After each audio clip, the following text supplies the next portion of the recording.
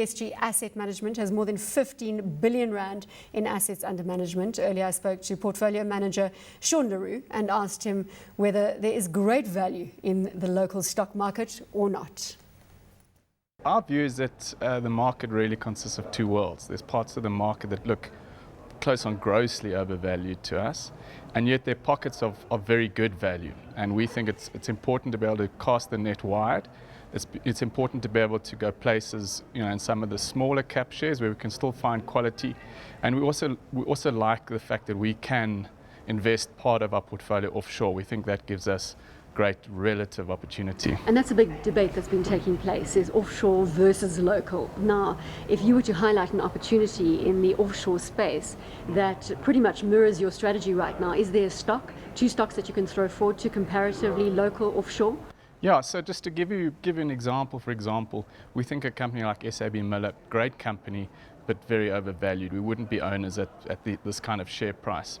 When you compare it to a company like Heineken, which we also think is a fantastic company with a fantastic global premium beer brand, we would strongly prefer Heineken. We think it's attractively priced for a quality company. Similarly, we'd look at a company like Naspers and we'd be of the view that there's very limited margin of safety as far as Naspers is concerned. It owns great businesses, but it looks to us quite nicely overpriced. And then we'd look at a company like eBay, which plays in many similar vectors, in the internet and particularly in the online e-commerce space. And we think a company like eBay still offers attractive opportunity and is attractively priced. This current negative news flow out of the Eurozone, Greece may exit the Eurozone, is obviously having a risk-off impact on equities across the globe. Is it going to uncover opportunities for you in your space in both the developed environment and in emerging markets?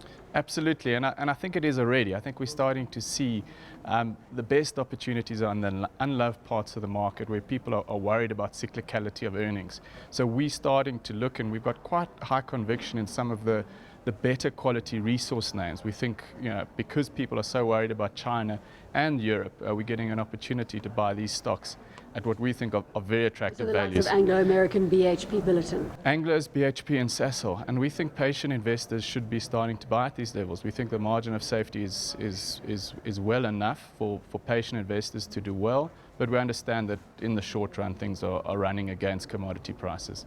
And just your view, I know it's very difficult to forecast the rand. That's not what you do on a daily basis, but we have seen the rand going to that 815, 816 level.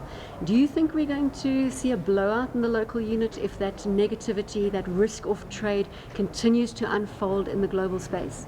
Absolutely no idea. The rand remains correlated to the levels of risk, and I can't help you there, I'm afraid. Coming back into the local equity space, if you look at consumer stocks, that seems to be a big focus point in emerging markets in general.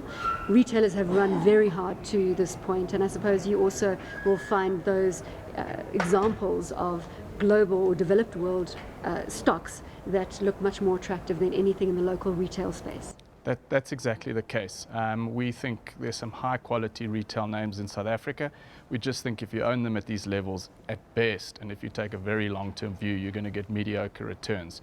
We think you can go as far as incurring capital losses. So we see nothing attractive about the retail names at the moment. What's your standpoint on China at the moment? Obviously there is that sentiment that we're seeing negative data flow out of that territory. Are you concerned, or do you think that this is just part of the normal course of events in a growing economy?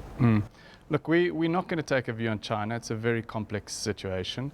What we prefer to do is look at the stocks and say, are the stocks cheap enough that even in a tough situation for China, they could weather the storm, they'd produce cash flow, and they would do fine.